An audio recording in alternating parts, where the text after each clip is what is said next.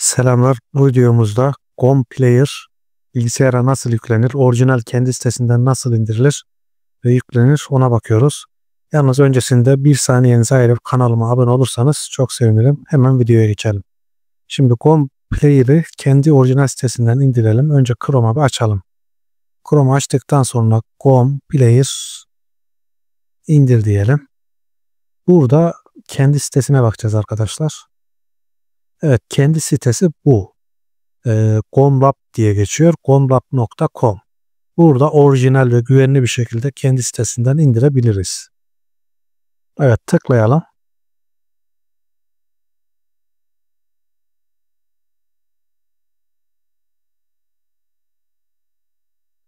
Evet, sayfa açıldı. Gördüğünüz gibi download seçeneği burada mevcut. Hatta inersek şuralarda da mevcut.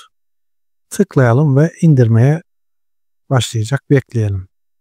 Biz Windows için indireceğiz. Tabii Windows'u seçelim ve bekleyelim.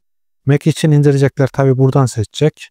Bunun Android ve iOS sürümü de varmış. Gördüğünüz gibi.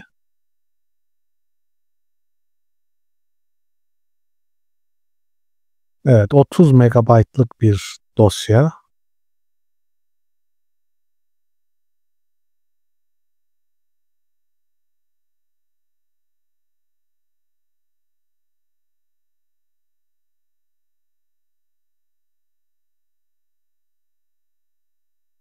Evet, dosyamız indi. Çalıştıralım. Gelen uyarıya evet diyelim. Şu anda paketi açıyor. Dilimiz Türkçe. Evet, kullandığımız işletim sistemine göre Türkçe. OK diyoruz.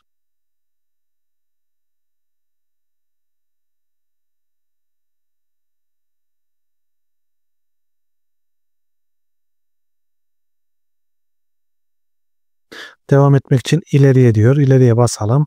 Burada sözleşme diyor. Evet. Tüm dosyalara ilişkin buralara dokunmuyoruz. İleri diyoruz. Ve burada da nereye kuracağını söylüyor. C'nin içerisinde, program files'ın içerisinde bir klasör açacağını söylüyor. Evet diyoruz. Burada kabul ediyoruz. Şu tiki işaretleyip accept diyoruz ve kurulumu gerçekleştiriyoruz.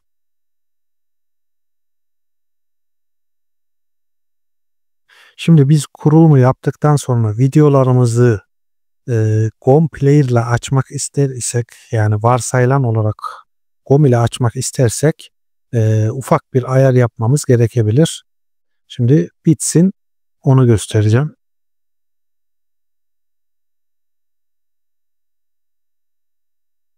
Evet, şu anda kapat diyelim. Ve kapandı. Evet, şu anda GOM'u biz yükledik. Biz peki bunu varsayılan olarak nasıl ayarlayacağız? Hemen varsayılan uygulamalara tıklıyoruz bir kere. Burada video oynatıcı var. Burada biz seçtiğimiz, kullandığımız nedir? GOM Player'dı değil mi? Az önce bunu kurduk.